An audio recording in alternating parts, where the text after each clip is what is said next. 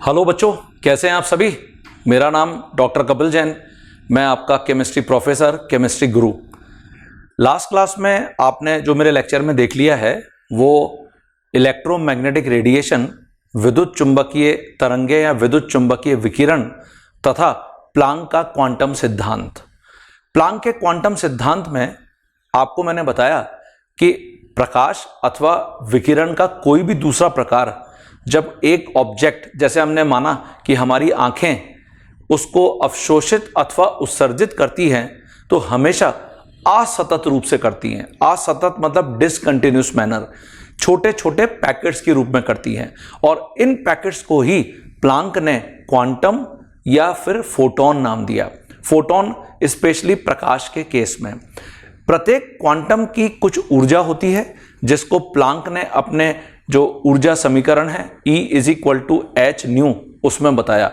ऐसे हमने लिखा कि अगर मैं n क्वांटम की ऊर्जा लिखता हूं तो E = nh न्यू। तो मैं पूरी उम्मीद कर रहा हूं कि आपने वो मेरा जो लेक्चर है इससे पहले वाला वो आपने देख लिया है।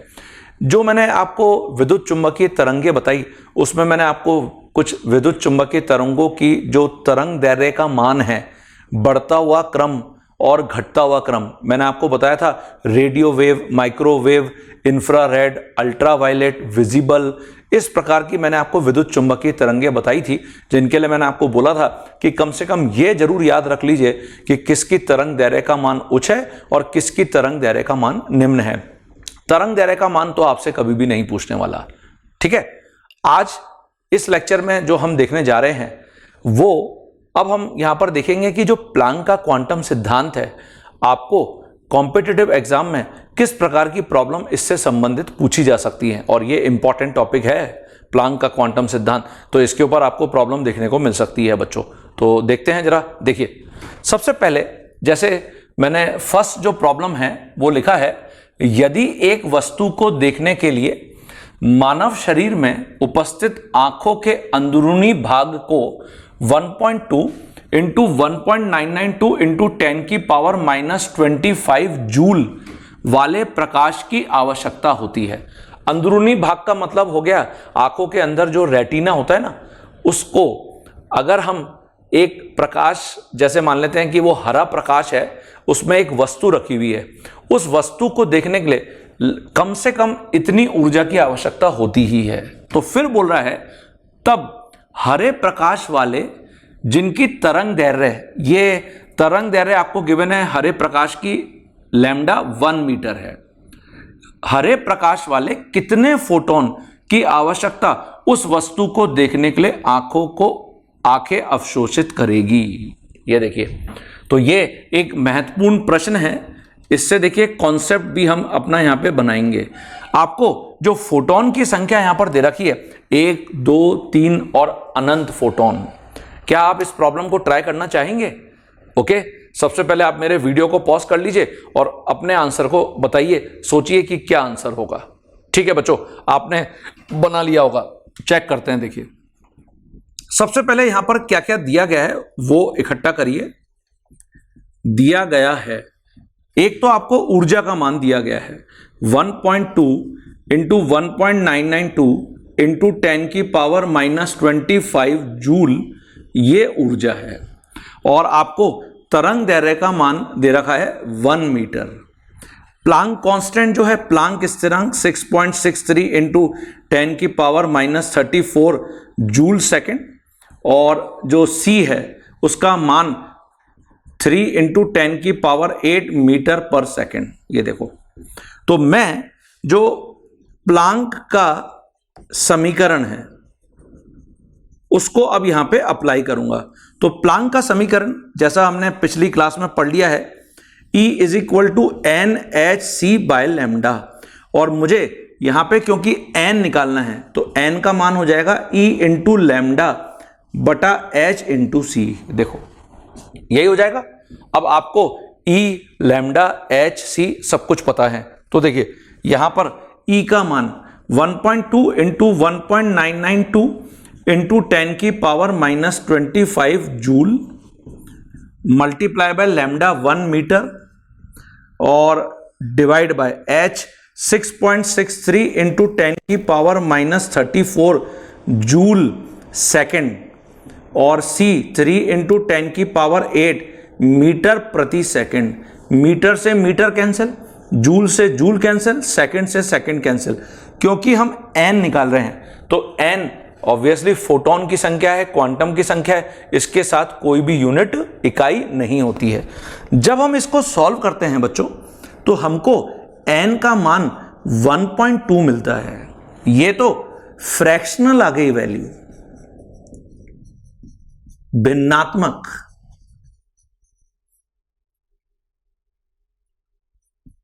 और ये हम पिछली क्लास में पढ़ के आ चुके हैं, n कभी भी भिन्नात्मक नहीं हो सकता, मतलब ये आंसर तो नहीं हो सकता। अब ऑप्शन में भी 1, 2, 3 और अनंत दे रखा है, तो इनमें से कौन सा सही आंसर है?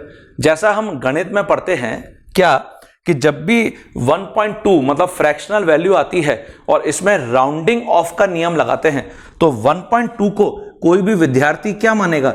मानेगा कि ये 1 है। लेकिन यहां ये रॉन्ग आंसर है। क्यों?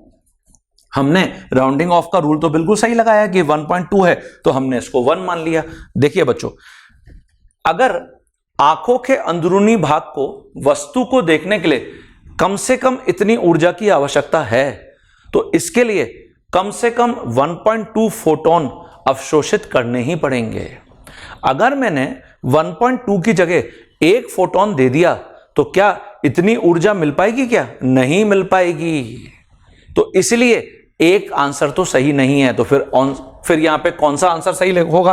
तो देखिए, यहां मुझे n का मान अगर 1.2 आ रहा है, तो मुझे अगला जो पूर्णांक है 2 वो मानना पड़ेगा। ये देखिए, ये उत्तर सही है। ये देखिए बच्चों, ये उत्तर सही है। इसका क्या मतलब हुआ? अगर मैंने 2 मान लिया तो इतनी ऊर्जा तो कम से कम मिलेगी। ऑब्वियसली इससे ज्यादा ऊर्जा मिल रही है, तो इसमें क्या घाटा? कोई घाटा नहीं है। ज्यादा ऊर्जा मिलेगी तब तो वो जो वस्तु है वो तो दिखाई पड़ेगी ना आंखों को। तो इसलिए यहां से एक बहुत ही इंपॉर्टेंट कंक्लूजन ये निकल के सामने आता है कि यदि कभी n का मान अर्थात फोटोन की संख्या या क्वांटम की संख्या भिन्नात्मक आ जाती है, तो हमेशा अगले पूर्णांक को मतलब होल नंबर को कंसीडर करेंगे। ये देखिए, तो ये बहुत इंपॉर्टेंट यहां पे एक निष्कर्ष था, कंक्लूजन था, जो हमेशा हम ध्यान रखते हैं। तो इसलिए यहां आपका आंसर बी होगा। तो अगर आपने बी आंसर लिखा है तब तो बहुत बढ़िया, और अगर नहीं लिखा था तो फिर देखिए आपके कॉन्सेप्ट को चेक करने की जरूरत पड़ेगी। ओके, तो यहां एक और पॉइंट मैं आपको बताना चाहूंगा। जैसे मान लेते हैं कि n का मान कभी ऐसा आ गया 1.2 इंटू 10 की पावर 10 आ गया, और अब स्टूडेंट सोचते हैं कि सर ने बता रखा था कि 1.2 इंटू 10 की पावर 10, तो 1.2 को 2 मान लो इंटू 10 की पावर 10। ये गलत है। क्यों? क्योंकि ये तो पहले ही पूर्णांक है।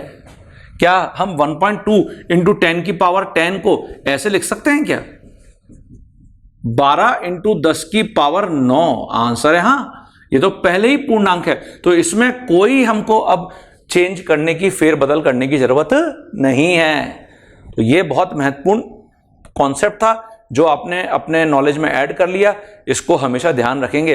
प्लांक के क्वांटम सिद्धांत में n कभी भी भिन्नात्मक नहीं हो सकता, और अगर कभी भिन्नात्मक वैल्यू आ जाए तो जो भी नेक्स्ट हायर पूर्णांक होगा, उच्च पूर्णांक होगा अगला वाला, हम उसको हमेशा आंसर में बताएंगे। ठीक है, तो ये एक अच्छा प्रॉब्लम था, कॉन्सेप्चुअल प्रॉब्लम था। चलिए नेक्स्ट प्रॉब्लम को देखते हैं। इस प्रॉब्लम में दिया गया है Cl2 अणु में 1 मोल, अर्थात 1 मोल का मतलब हम जानते ही हैं 6.02 इंटू 10 की पावर 23, जो Cl2 अणु है उसमें जो 6.02 इंटू 10 की पावर 23 बंध है ना, के मध्य बंध को तोड़ने के लिए 242 किलो जूल प्रति मोल बंध वियोजन ऊर्जा की आवश्यकता होती है। तब एक Cl2 अणु के मध्य उपस्थित बंध को तोड़ने में अधिकतम लंबाई वाले तरंग दैर्घ्य वाले प्रकाश का मान बताइए। अधिकतम लंबाई वाले तरंग दैर्घ्य मतलब लॉन्गेस्ट वेवलेंथ, है ना। तो ये जो बंध वियोजन ऊर्जा है, बंध वियोजन ऊर्जा, इसको हम बॉन्ड डिसोसिएशन एनर्जी भी बोलते हैं।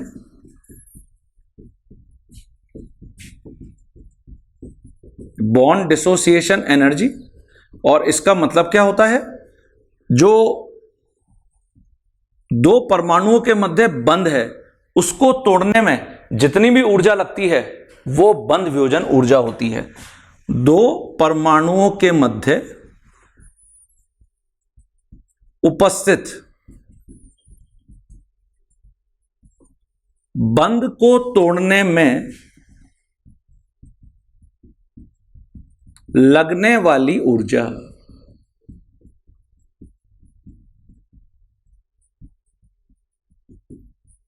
ठीक है। तो यहां पे हमको क्या दिया गया है, यहां दिया गया है, क्या दिया गया है कि 242 किलो जूल प्रति मोल जो बंध हैं, अगर उनको तोड़ना है ना, तो इतने अणु मतलब 6.02 इंटू 10 की पावर 23 बंधों को Cl2 अणु में तोड़ने के लिए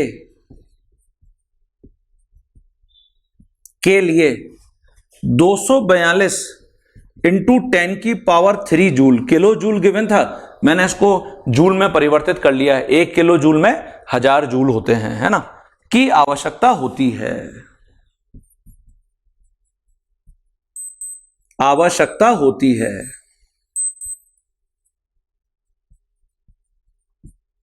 तो फिर अतः अगर एक बंध को तोड़ना है एक अणु में, एक बंध को एक अणु में, जो Cl2 का अणु है, तोड़ने के लिए कितनी ऊर्जा की आवश्यकता होगी?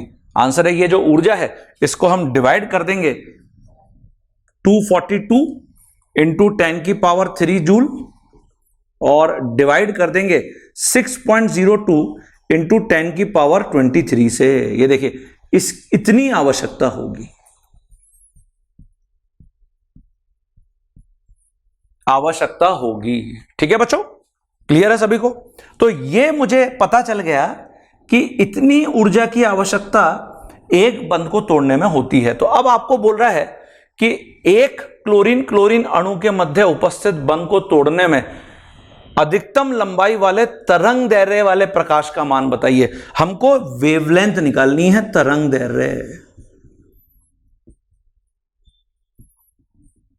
तरंग दैर्घ्य अर्थात लैम्डा निकालनी है। क्या यहां पे कहीं फोटोन के बारे में कुछ बताया गया? नहीं। तो इसलिए हम ये मान सकते हैं कि n का मान यहां पे 1 है। तो देखिए जो प्लांक का समीकरण है, प्लांक का समीकरण, तो प्लांक का समीकरण क्या है?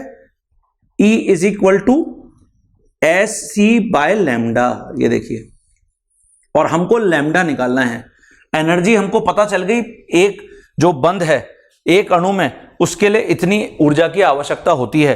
H का मान पता है, C का मान पता है, क्या हम लैम्डा निकाल सकते हैं? अच्छा ठीक है, आप निकाल सकते हैं। तो आप सबसे पहले वीडियो को पॉज करके और ये पॉइंट्स को भी अपनी कॉपी में मेंशन कर लीजिए और लैम्डा का मान खुद निकाल के बताइए। ऑप्शंस आपको दे रखे हैं बच्चों, C अर्थात जो प्रकाश की चाल है वो गिवन है, और जो प्लांक स्थिरांक है H वो भी गिवन है। ठीक है, तो फिर मैं आपके आंसर को चेक करवाता हूं। देखिए बच्चों, तो हमने यहां पे E is equal to S C by lambda वाला जो सूत्र है उसको अप्लाई किया है। तो यहां से जो लैम्डा है ये हो जाएगा एस सी बाय ई, H 6.63 इंटू 10 की पावर -34 जूल सेकेंड, और C 3 इंटू 10 की पावर 8 मीटर प्रति सेकेंड। और जो ऊर्जा है वो हमने लिख रखी है कि एक बंद को तोड़ने में जो ऊर्जा लगती है वो 242 इंटू 10 की power 3 joule divide by 6.02 into 10 की पावर 23। ये देखिए, तो यहां पे जूल से जूल कैंसिल, सेकंड से सेकंड कैंसिल, आपको आंसर किस में मिलेगा? मीटर में।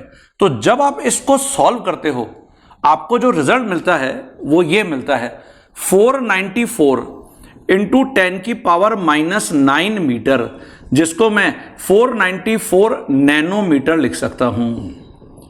ये जो पूरा मान है सॉल्व तो इसको आपको खुद करना पड़ेगा, मैंने आपको पूरा मेथड करने का जो तरीका है वो बता दिया, ठीक है। तो एग्जाम में इसको सॉल्व करने के बाद आपको बगैर किसी कैलकुलेटर के उपयोग के आपको ये सॉल्व करके आंसर तक पहुंचना पड़ता है, तो इसलिए ये पूरी कैलकुलेशन को सॉल्व करने की हैबिट आपको अच्छी होनी चाहिए। अच्छा, घर पे थोड़ा सा समय बचाने के लिए हम क्या कर सकते हैं? कुछ प्रॉब्लम में कैलकुलेटर का उपयोग कर सकते हैं और कुछ प्रॉब्लम में बगैर कैलकुलेटर के काम कर सकते हैं। तो इसलिए यहां पे जो सही आंसर होना चाहिए था आपका वो ए होना चाहिए था, ठीक है। चलिए अब इसकी जगह मैं आ जाता हूं अगली प्रॉब्लम पर। यह भी बहुत सिंपल और इंटरेस्टिंग प्रॉब्लम है। दो विकिरणों की ऊर्जाओं की तुलना करो। यदि प्रथम विकिरण की तरंग दैर्घ्य का मान 800 नैनोमीटर तथा दूसरे विकिरण की तरंग दैर्घ्य का मान 400 नैनोमीटर है। आपको ऊर्जाओं की तुलना करनी है और आपको यहां पे देखिए ऑप्शंस भी दे रखे हैं, E1 E2 के बराबर है, या E2 2E1 है, या 2E1 E2 के बराबर है, या फिर उपरोक्त में से कोई भी नहीं। ओके, इसको ऐसा कर लेते हैं, यहां पे E1 कर देते हैं और यहां E2 कर देते हैं, तो ये अलग ऑप्शन हो जाएगा, ठीक है बच्चों। तो चेक करें जरा क्या होगा। आप चाहें तो मेरे वीडियो को पॉज करके अपने आंसर को पहले खुद सोच सकते हैं, ठीक है। चलिए देखते हैं। सबसे पहले, क्योंकि मुझे फिर यहां पे n से रिलेटेड कुछ नहीं पूछा जा रहा, फोटोन की संख्या, तो जो फोटोन की संख्या है, जब n से संबंधित कुछ भी नहीं पूछा जाता हमेशा हम इसको 1 मान लेते हैं। तो फोटोन की संख्या जो यहां पे n है हमने उसको 1 मान लिया है, ठीक है। अब जो प्लांक की समीकरण है ना, प्रथम विकिरण की ऊर्जा, जो फर्स्ट रेडिएशन है उसकी जो एनर्जी है हम इसको ऐसे लिख लेते हैं E1, और इसको लिख सकते हैं hc/λ1 या h-1, क्योंकि यहां पे λ1 दे रखा है ना, तो मैं hc/λ1 इस समीकरण का उपयोग कर लूंगा। λ1 का मान कितना दे रखा है? 800 नैनोमीटर, ये देखिए, ठीक है बच्चों, ये दे रखा है आपको। और ऐसे ही जो दूसरी विकिरण है, दूसरे विकिरण की ऊर्जा,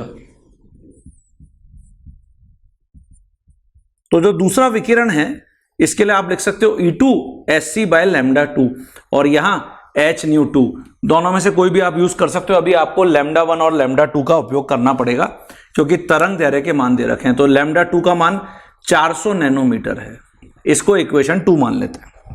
अब आपको तुलना करनी थी ऊर्जाओं की, तो यहां मैं E1 बटा E2 कर दूंगा, अर्थात sc/λ1 बटा sc/λ2। तो sc से sc कैंसिल हो जाएगा और λ2 ऊपर चला जाएगा, λ1 नीचे आ जाएगा, यही होगा। और वैसे भी पिछली कक्षा में आपको मैंने बताया ही था कि जो ऊर्जा है तरंग दैर्घ्य के हमेशा क्या होती है? इनवर्सली प्रोपोर्शनल, है ना, व्युत्क्रमानुपाती, है ना। तो ये यहां पे यही हो रहा है। तो λ2 का मान कितना है? 400, ये देखिए नैनोमीटर, और λ1 का मान कितना है? 800 नैनोमीटर। तो इसका मतलब 1/2 आ गया, तो इसका मतलब क्या हो गया? 2E1 E2 के बराबर आ गया। ये देखिए, ये हमारा आंसर होना चाहिए, 2E1 E2 के बराबर। इसका मतलब सी आंसर सही है, ये देखिए। तो आपका जो सही उत्तर होना चाहिए था इस प्रॉब्लम के अंदर वो सी होना चाहिए था। क्लियर हुआ क्या सभी बच्चों को? तो इस प्रकार से हम प्लांक की जो समीकरण है, क्वांटम समीकरण ऊर्जा तरंगदैर्घ्य या जो आवृत्ति है उनके साथ संबंधित करके उपयोग कर सकते हैं। कुछ और हम यहाँ पे प्रॉब्लम नोट करेंगे, पहले ये देख लीजिए आप। देखिए बच्चों, जो अगली प्रॉब्लम यहाँ पर मैंने आपके सामने रखी है वो ये रखी है कि 10 सेंटीमीटर इनवर्स के समतुल्य ऊर्जा का मान निकालो। एक आपको मान दे रखा है 10 सेंटीमीटर इनवर्स, उसके समतुल्य ऊर्जा कितनी होगी, है ना। और दिया गया है जो 1 इलेक्ट्रॉन वोल्ट है, ईवी मतलब इलेक्ट्रॉन वोल्ट, 1.6 इंटू 10 की पावर -19 जूल होता है, और 1 कैलोरी 4.18 जूल होता है। ये मान दिए गए हैं। और जो ऑप्शंस आपको दिए गए हैं उसमें पहला ऑप्शन में जूल प्रति फोटोन है, मतलब जो ऊर्जा निकल रही है वो जूल प्रति फोटोन। दूसरे ऑप्शन में किलो कैलोरी प्रति मोल फोटोन, प्रति मोल अर्थात 1 मोल फोटोन किलो कैलोरी में इतना मान ऊर्जा का है। और ऐसे ही जो सी ऑप्शन है किलो जूल प्रति मोल फोटोन, और डी ऑप्शन में ए और बी दोनों सही हैं, ऐसा आपको दे रखा है। तो सबसे पहले यहां जो 10 सेंटीमीटर इनवर्स हमको गिवन है यह है तरंग संख्या। कैसे पता चला मुझे?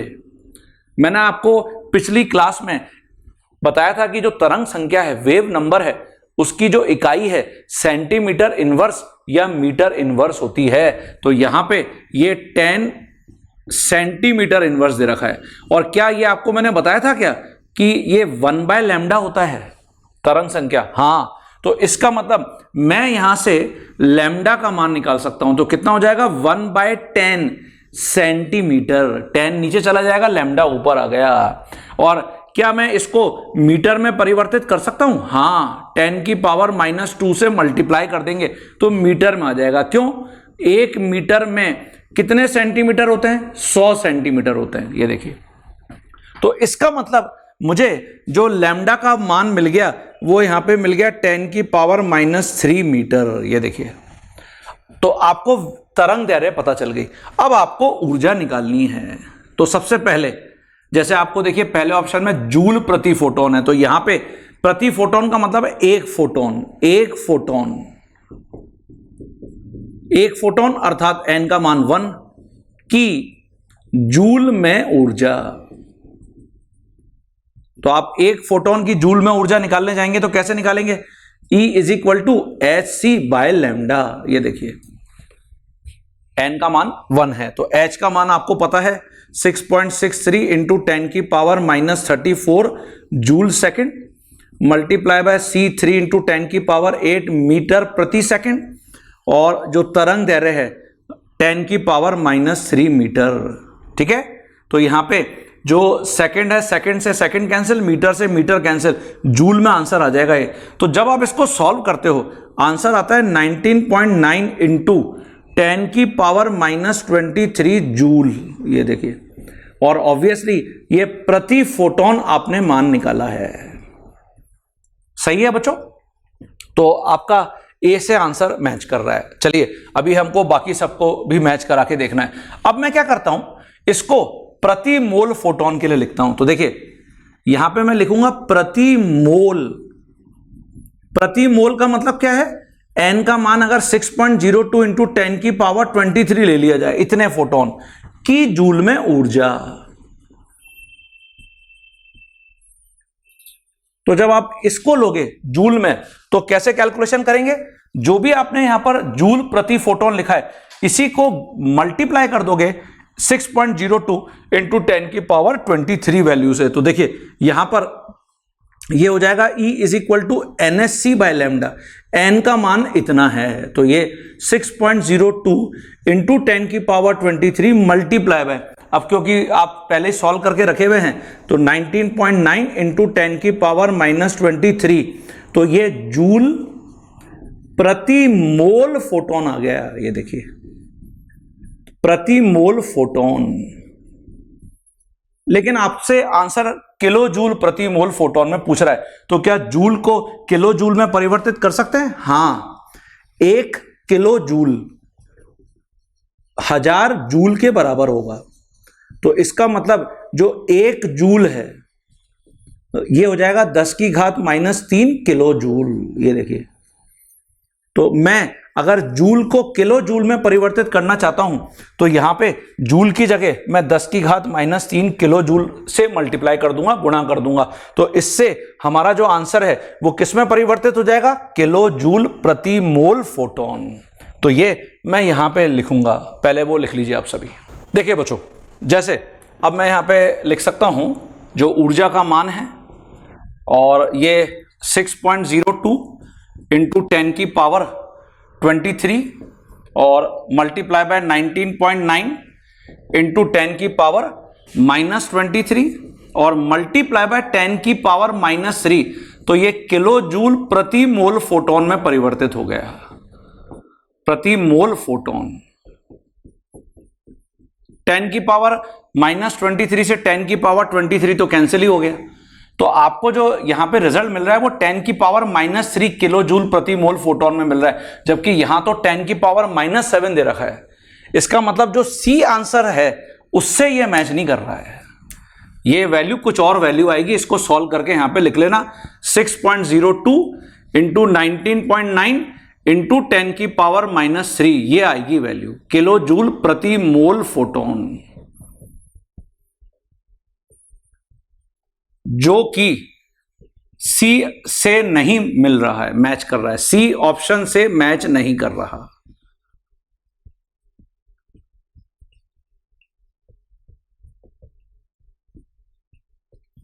ठीक है ना? तो इसका मतलब सी आंसर तो सही नहीं है। तो अभी तक हमने देखा ए आंसर सही है। अब हम किलो कैलोरी प्रति मोल फोटोन, देखिए जरा उसको चेक और करते हैं। तो इसके लिए हम क्या करेंगे, जो हमने यहां पे प्रति मोल फोटोन जूल में आंसर निकाल रखा है ना, उसी को किलो कैलोरी में परिवर्तित कर देंगे। प्रति मोल जो फोटोन है की ऊर्जा, तो प्रति मोल फोटोन की ऊर्जा अर्थात E इज इक्वल टू ये 6.02 इंटू 10 की पावर 23 और मल्टीप्लाई बाय 19.9 इंटू 10 की पावर -23 और जूल प्रति मोल फोटोन।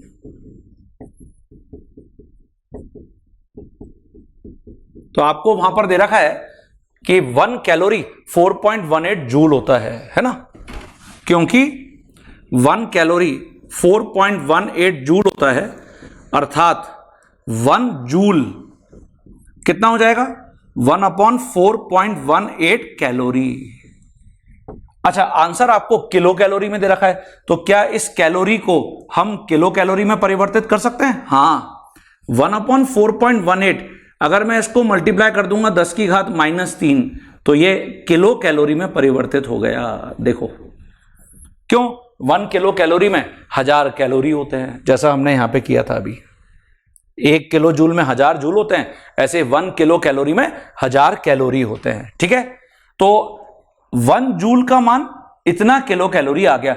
इसको उठाकर इसमें यहां पे रख दीजिए, तो इससे आपको अतः किलो कैलोरी प्रति मोल फोटोन की ऊर्जा,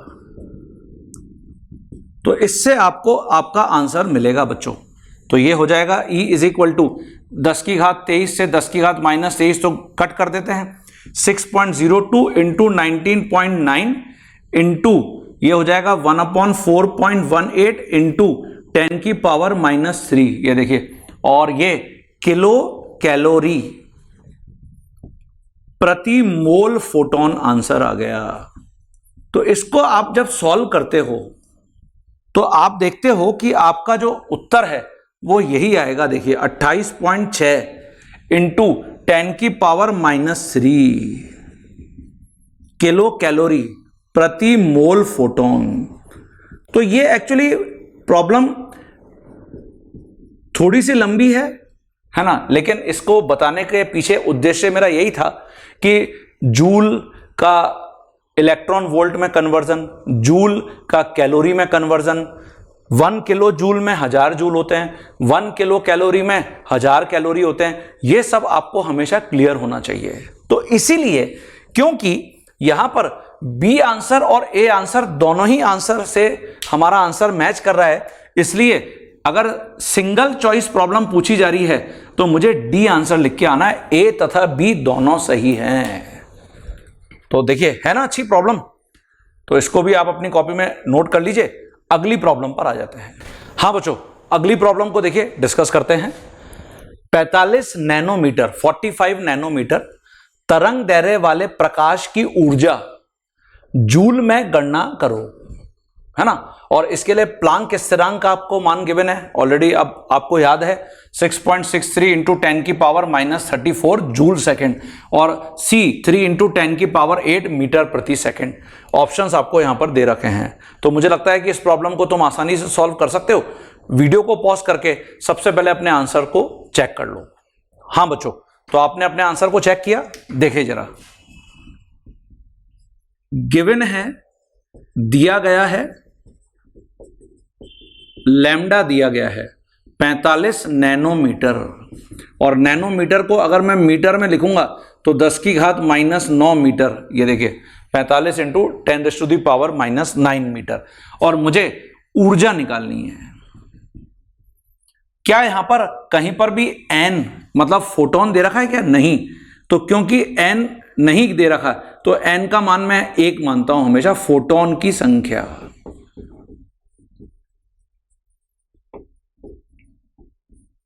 ठीक है, तो अब मैं जो प्लांक का समीकरण है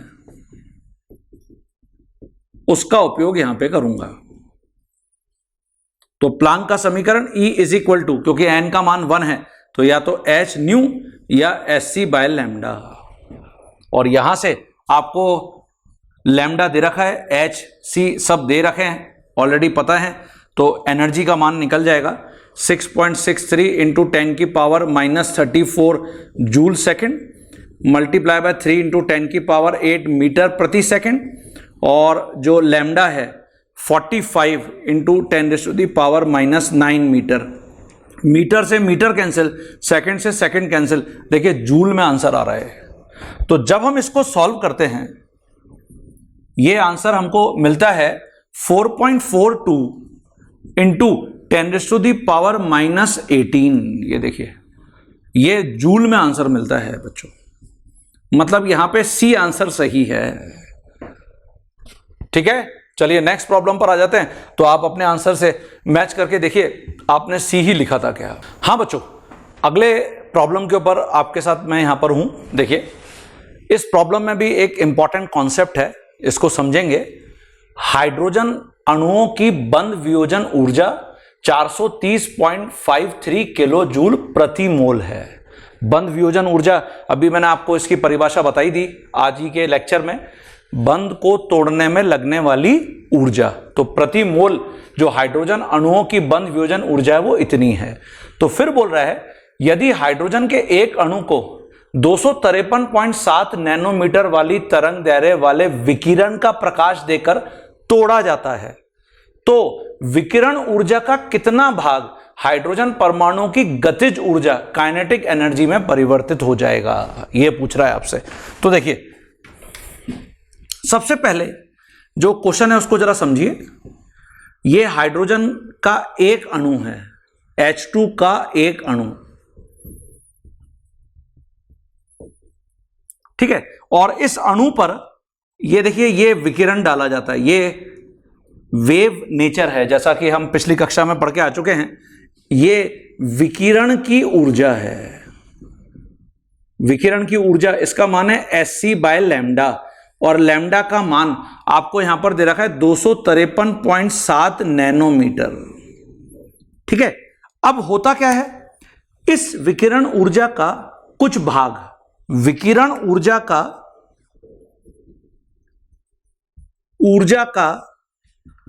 कुछ भाग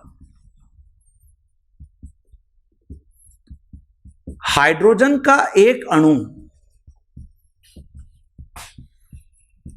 अवशोषित कर लेता है जो कि बंध को तोड़ने में काम आ जाएगा, बंध को तोड़ने में काम आ जाएगा, काम आ जाएगा। ऑब्वियस है, ये जो मान है, ये वाला मान, ये बंद वियोजन ऊर्जा के बराबर होगा प्रति अणु, बराबर होगा बंद वियोजन ऊर्जा के।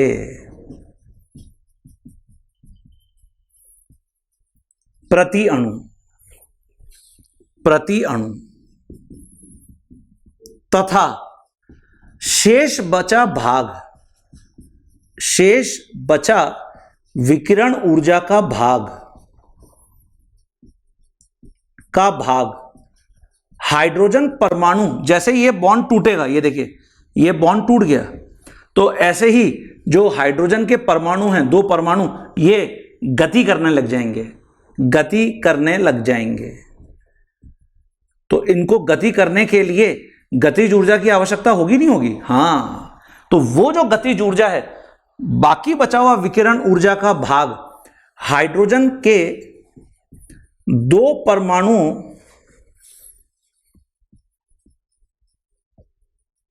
की गतिज ऊर्जा में परिवर्तित हो जाएगा।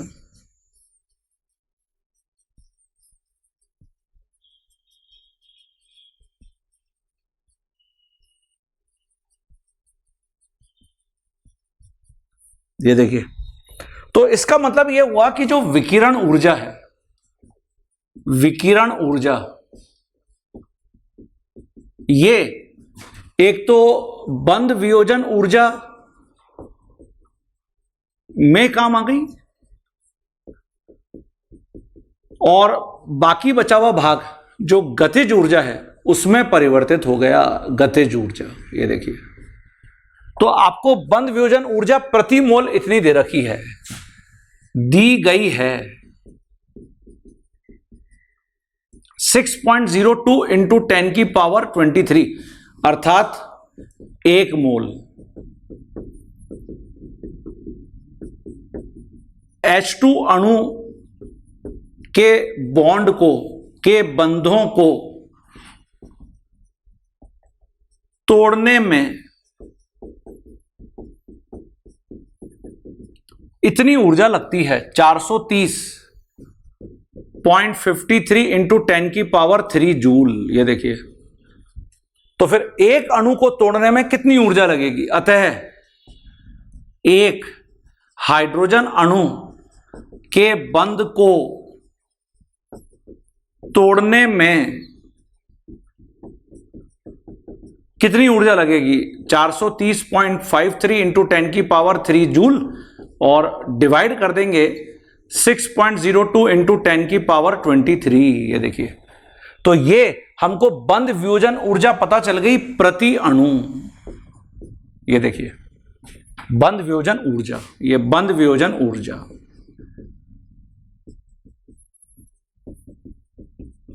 प्रति अणु।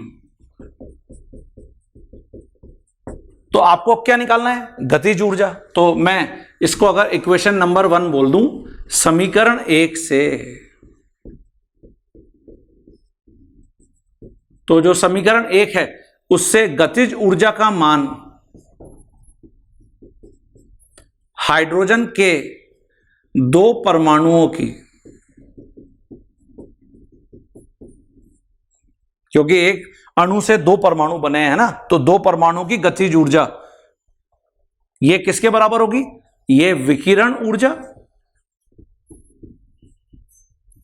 में से हम घटा देंगे बंद वियोजन ऊर्जा को,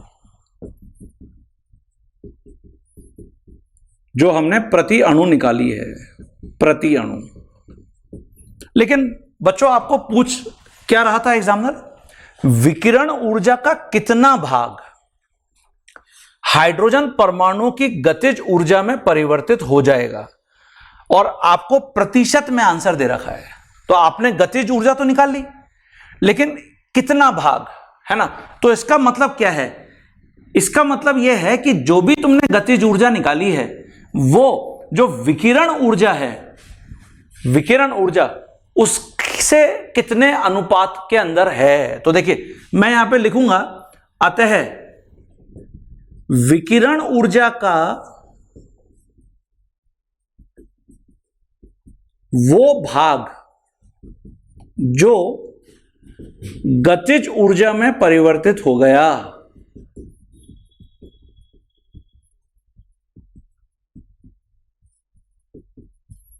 वो हम कैसे निकालेंगे? वो ऐसे निकालेंगे, जो भी हमको गतिज ऊर्जा का मान पता चला है, गतिज ऊर्जा, और इसको डिवाइड कर देंगे विकिरण की ऊर्जा से। तो इससे यह पता चल जाएगा कि विकिरण ऊर्जा का कितना भाग गतिज ऊर्जा में परिवर्तित हो गया। और अगर प्रतिशत निकालना है तो 100 से मल्टीप्लाई कर देंगे। तो गतिज ऊर्जा आपने कितनी निकाली है? यह निकाली है विकिरण की ऊर्जा माइनस बंध वियोजन ऊर्जा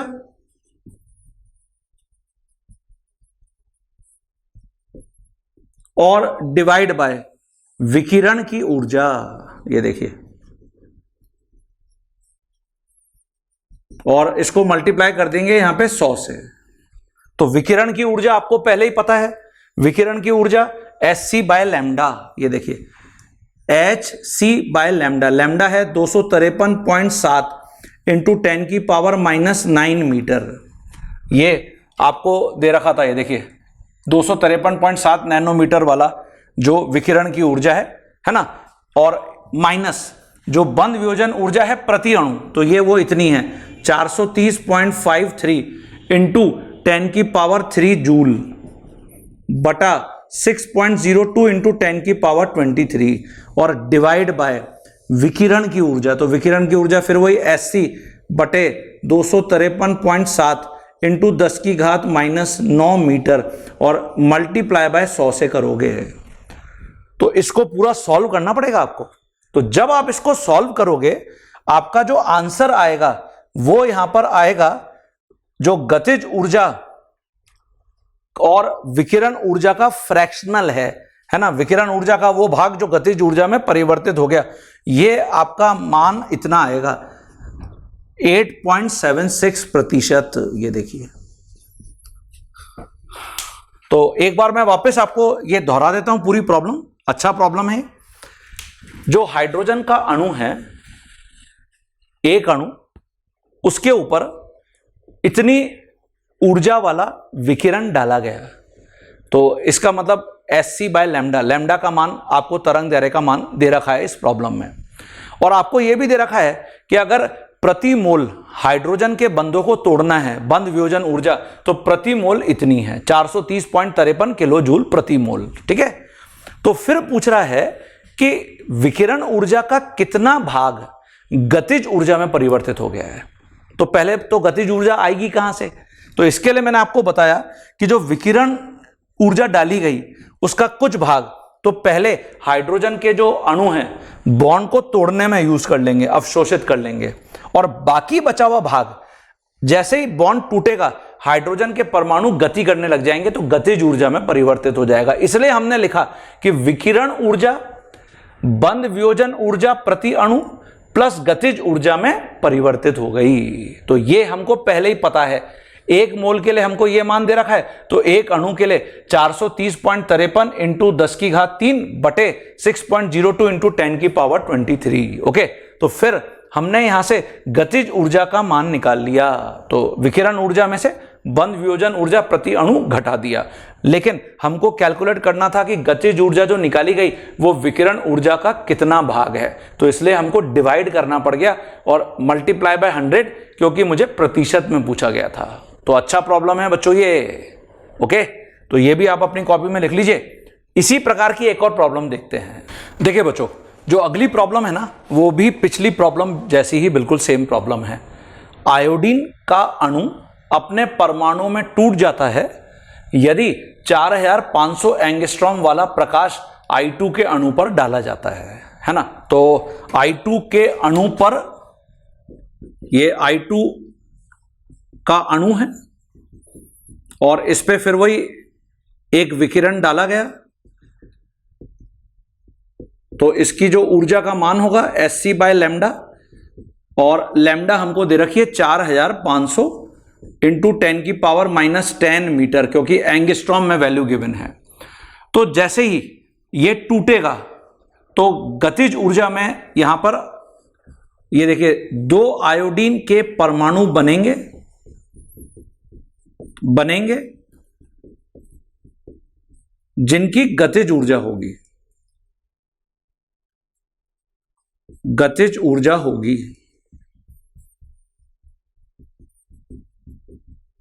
तो फिर बोल रहा है प्रति आयोडीन परमाणु गतिज ऊर्जा का मान बताइए। यहां पे प्रति हाइड्रोजन परमाणु नहीं पूछ रहा था, यहां पे प्रति आयोडीन परमाणु गतिज ऊर्जा का मान पूछ रहा है। तो पहले मैं क्या करूंगा, 2 आयोडीन परमाणुओं के लिए गतिज ऊर्जा निकाल लूंगा। कैसे? अभी आपको मैंने बताया था कि जो विकिरण की ऊर्जा है, विकिरण की ऊर्जा, ये 2 काम आएगी यहां पर। एक तो बंध वियोजन ऊर्जा, बंध वियोजन ऊर्जा प्रति आयोडीन अणु, और दूसरा जो भाग है वो गतिज ऊर्जा में परिवर्तित हो जाएगा। ये गतिज ऊर्जा 2 आयोडीन परमाणु की होगी, 2 आयोडीन परमाणुओं की, क्योंकि 2 आयोडीन परमाणु बनेंगे, फिर हम उसको 1 आयोडीन परमाणु के लिए निकालेंगे। ठीक है बच्चों? तो बंध वियोजन ऊर्जा, अब देखिए प्रति मोल आपको फिर यहां पर बंध वियोजन ऊर्जा दे रखी है, तो दिया गया है 6.02 इंटू 10 की पावर 23 आयोडीन अणुओं के मध्य बंध को तोड़ने के लिए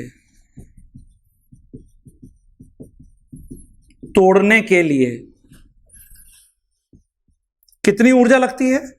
इतनी ऊर्जा लगती है 240 इंटू 10 की घात 3 जूल ऊर्जा। अतः एक अणु को अगर तोड़ना है, एक आयोडीन अणु के बंध को तोड़ने में कितनी ऊर्जा लगेगी? यह हो जाएगी 240 इंटू 10 की घात 3 डिवाइड बाय 6.02 इंटू 10 की पावर 23 जूल। ये देखिए इतनी ऊर्जा की आवश्यकता होगी।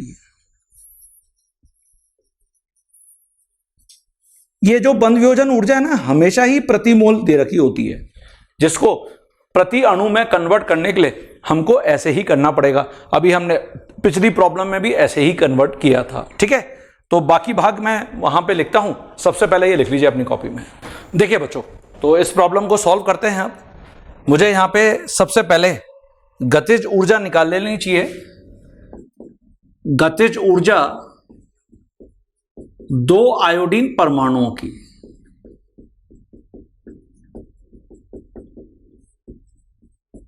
तो ये कितनी हो जाएगी? ये हो जाएगी विकिरण की ऊर्जा और माइनस जो बंध वियोजन ऊर्जा है प्रति अणु,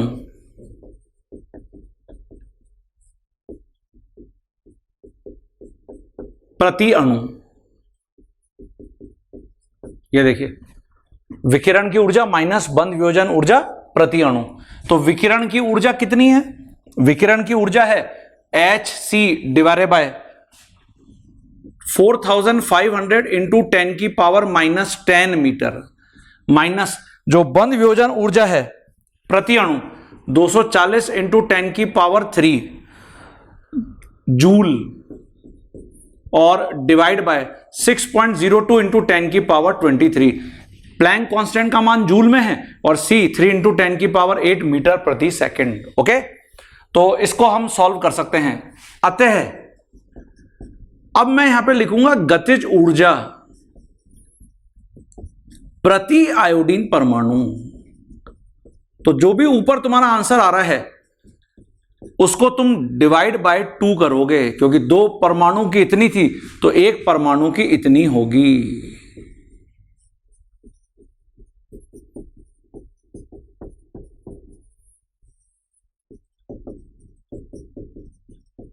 ये देखिए इसको मैंने डिवाइड बाय 2 कर दिया। तो जब मैं इसको सॉल्व करता हूं मुझे जो रिजल्ट मिलता है ये 2.16 इंटू 10 की पावर -20 जूल है। ये देखिए ये आपका उत्तर है। तो यहां पे ऑप्शंस नहीं दे रखे थे, आप अपने आंसर को पूरा जब सॉल्व कर लेंगे इस पूरी वैल्यू को कैलकुलेट करके, तो मैच करके देखना क्या यही आंसर आ रहा है क्या। ठीक है, चलिए तो अगली प्रॉब्लम पर आ जाते हैं। यह भी एक इंटरेस्टिंग प्रॉब्लम है। एक गैस ने पराबैंगनी प्रकाश जिसकी तरंग दैर्ध्य 300 नैनोमीटर है को अवशोषित किया।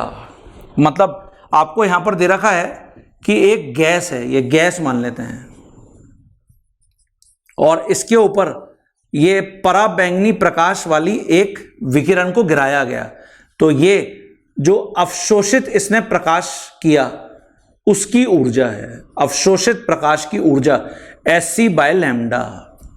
फिर बोल रहा है लैम्डा का मान यहां पे 300 नैनोमीटर दे रखा है। फिर बोल रहा है कि इसी को 2 फोटोन की फॉर्म में इसने क्या कर दिया, वापस उत्सर्जित कर दिया। एक फोटोन की ऊर्जा E1 मान लेते हैं, दूसरे फोटोन की ऊर्जा E2 मान लेते हैं। तो फिर आपको पूछ रहा है कि यदि एक फोटोन की तरंग दैर्ध्य 760 नैनोमीटर है तो दूसरे फोटोन की तरंग दैर्ध्य क्या होगी, निकाल सकते हैं क्या? तो वीडियो को पॉज करके सबसे पहले आप अपने सॉल्यूशन को बना के देखिए, फिर मेरे आंसर से मैच करिएगा। देखिए बच्चों, तो यहां पे जो अवशोषित ऊर्जा है वो उत्सर्जित ऊर्जा के बराबर होगी, और जो उत्सर्जित ऊर्जा है उसमें 2 फोटोन उत्सर्जित हुए हैं, E1 प्लस E2। तो अवशोषित ऊर्जा ये Hc/300 इंटू 10⁻⁹ मीटर बराबर है Sc/λ1 प्लस Sc/λ2। λ1 पहला जो फोटोन है 760 नैनोमीटर का दे रखा है, और λ2 निकालना है आपको। तो यहां पे सबसे पहले तो Sc से Sc कैंसिल हो गया, तो ये आ गया 1/300 इंटू 10⁻⁹ मीटर, ये हो गया, ठीक है। और ये हम लिख सकते हैं 1/λ1 760 इंटू 10⁻⁹ मीटर, और प्लस 1/λ2। मुझे 1/λ2 कैलकुलेट करना है, तो 1/λ2 का मान ये आ जाएगा 1/300 इंटू 10⁻⁹ और माइनस ये हो जाएगा 1/760 इंटू 10⁻⁹। ये देखिए, इसको सॉल्व कैसे कर सकते हैं, ये हो जाएगा 760 इंटू 10⁻⁹ माइनस 300 इंटू 10⁻⁹ और डिवाइड बाय 300 इंटू 10⁻⁹ और इंटू 760 इंटू 10⁻⁹। ये देखिए, तो 10⁻⁹ तो पूरे में से कॉमन ही आ जाएगा, और ये 1/λ2 के बराबर है।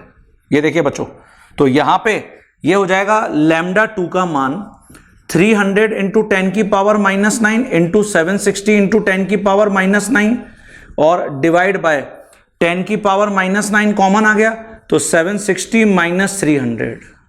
ये देखिए, ठीक है बच्चों, ठीक है। तो इसको आपको सॉल्व करना है, तो आप देखेंगे ये जो आपका आंसर आएगा 496 इंटू 10⁻⁹ आएगा मीटर में, जिसको आप लिख सकते हैं 496 नैनोमीटर। तो कहां है ये आंसर, ए आंसर सही है, ये देखिए, ठीक है बच्चों। तो अगली प्रॉब्लम पर आ जाते हैं। सबसे पहले इसको मेंशन कर लीजिए। देखिए बच्चों, अगली प्रॉब्लम के ऊपर आ गए हैं हम। 5 ग्राम बर्फ को पिघलाने में उपयोग आने वाले विकिरण जिसकी आवृत्ति इतनी दे रखी है, न्यू फ्रीक्वेंसी है, कितने फोटोन की आवश्यकता होगी। मतलब अगर मैं इस फ्रीक्वेंसी या आवृत्ति वाले विकिरण को बर्फ के ऊपर डालूंगा और बर्फ को पिघलाऊंगा तो कितने फोटोन की आवश्यकता होगी। तो फोटोन की संख्या निकालनी है, और आपको दिया गया है कि अगर 1 ग्राम बर्फ को पिघलाना है तो 333 जूल ऊर्जा की आवश्यकता होती है। तो क्या आप इस प्रॉब्लम को सॉल्व कर सकते हो? अच्छा हाँ, तो ठीक है, वीडियो पॉज करिए और आंसर को प्रेडिक्ट कर लीजिए। हाँ बच्चों, तो देखिए क्या किया आपने, चेक करते हैं जरा। सबसे पहले तो आपको यहां पर दे रखा है कि 1 ग्राम बर्फ को पिघलाने में 333 जूल ऊर्जा की आवश्यकता होती है, ऊर्जा लगती है। तो अगर 5 ग्राम बर्फ को पिघलाना है कितनी ऊर्जा लगेगी? 333 गुणित 5, ये देखिए इतनी ऊर्जा लगेगी। तो आपको ऊर्जा का मान पता चल गया। ये देखिए आपको n निकालना है, फोटोन की संख्या। और क्या आपको आवृत्ति का मान दे रखा है? हाँ, 4.67 इंटू 10 की पावर 13 सेकेंड इनवर्स। ये देखिए, तो अब मैं प्लांक का जो समीकरण है उसका उपयोग करूंगा।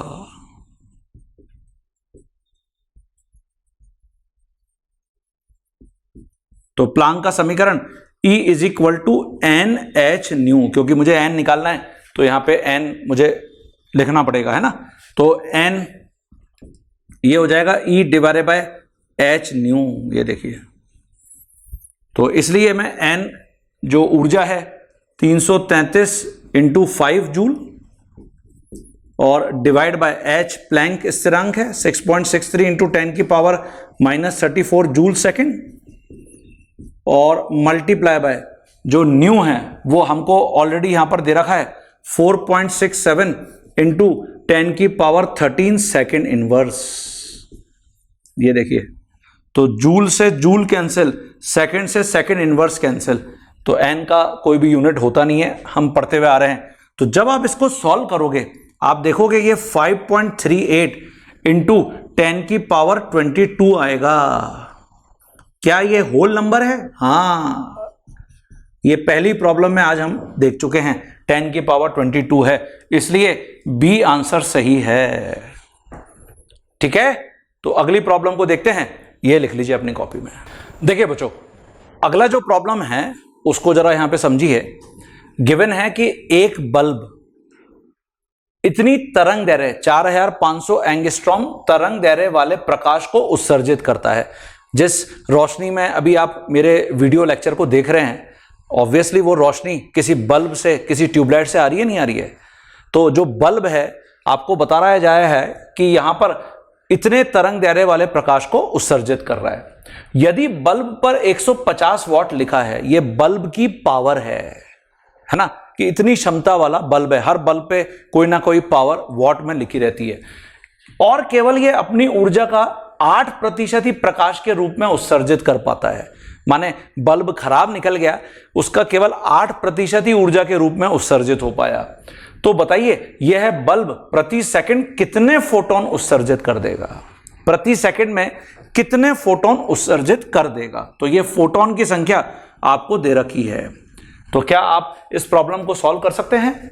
वीडियो को पॉज करिए और अपने आंसर को प्रेडिक्ट कर लीजिए। करा बच्चों आप सभी ने?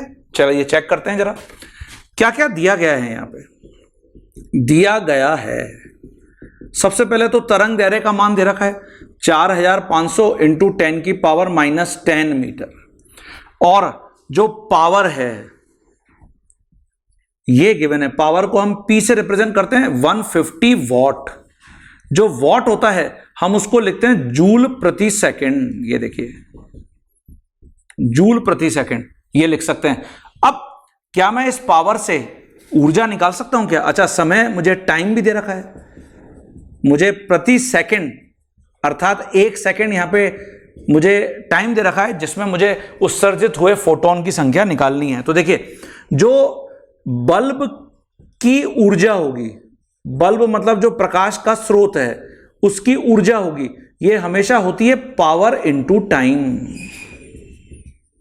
पावर आपको दे रखी है 150 जूल प्रति सेकंड और 1 सेकंड टाइम दे रखा है। तो सेकंड से सेकंड कैंसिल, आपको 150 जूल आंसर मिल गया। लेकिन इस ऊर्जा का केवल 8% ही उपयोग आया। तो क्या मैं इसका 8% निकाल सकता हूं क्या? हां, तो देखिए 8% हो जाएगा 150 joule multiply bye 8 divided by 100। ये देखिए, तो ये 8% ऊर्जा आ गई। अब मैं क्या यहां से फोटोन की संख्या निकाल सकता हूं क्या? तो देखिए, हमारे पास ये समीकरण है E is equal to NSC by lambda. देखिए बच्चों, तो इससे मैं बहुत आसानी से n का मान निकाल पाऊंगा। जो मैं यहां पे लिखता हूं, तो इसको लिख लीजिए। हाँ बच्चों, यहां पे मैं n लिख सकता हूं E into lambda divide by H into सी।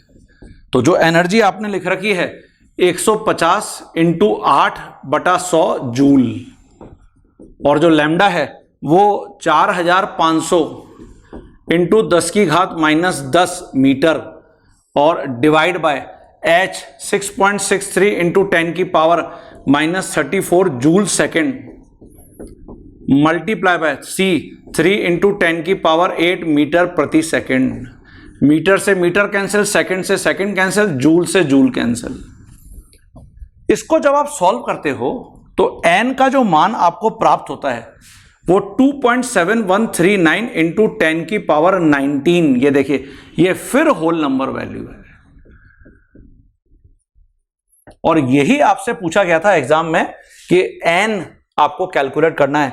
कहीं दे रखा है क्या ये आंसर? हाँ, सी आंसर दे रखा है, ये देखिए। तो बच्चों, आज का ये जो लेक्चर है इसमें हमने प्लांक का जो क्वांटम सिद्धांत पिछली कक्षा में पढ़ लिया था, उससे संबंधित विभिन्न प्रकार की जो प्रॉब्लम्स हैं वो मैंने आपको बता दी हैं। तो मैं ये पूरी उम्मीद कर रहा हूं कि आपको इन सभी प्रॉब्लम से बहुत कॉन्फिडेंस आ जाएगा, और आप इनसे संबंधित अगर किसी भी प्रकार की और कोई प्रॉब्लम अब मिलती है तो आप बहुत आसानी से उसको हिट कर पाएंगे। कर पाएंगे? हाँ, मुझे आवाज आ रही है, कर पाएंगे। ठीक है, तो हम अब अगली क्लास में जब मिलने वाले हैं तो उसमें मैं आपको बताऊंगा प्लांक के क्वांटम सिद्धांत के तुरंत बाद आइंस्टीन ने अपना प्रकाश विद्युत प्रभाव, फोटो इलेक्ट्रिक इफेक्ट दिया था 1905 में। तो उससे संबंधित किस प्रकार की प्रॉब्लम आपसे पूछी जा सकती है, और फिर हम यहां पे रदरफोर्ड और बोहर के मॉडल के ऊपर डिस्कशन करेंगे। ठीक है बच्चों, तो मिलते हैं अगली क्लास में, और इस सारे प्रॉब्लम्स को बहुत ढंग से आप वापस एक बार जरूर देख लीजिएगा, और अगली क्लास में फिर और बहुत मजा आने वाला है। तब तक के लिए बाय बाय, शुक्रिया, टाटा।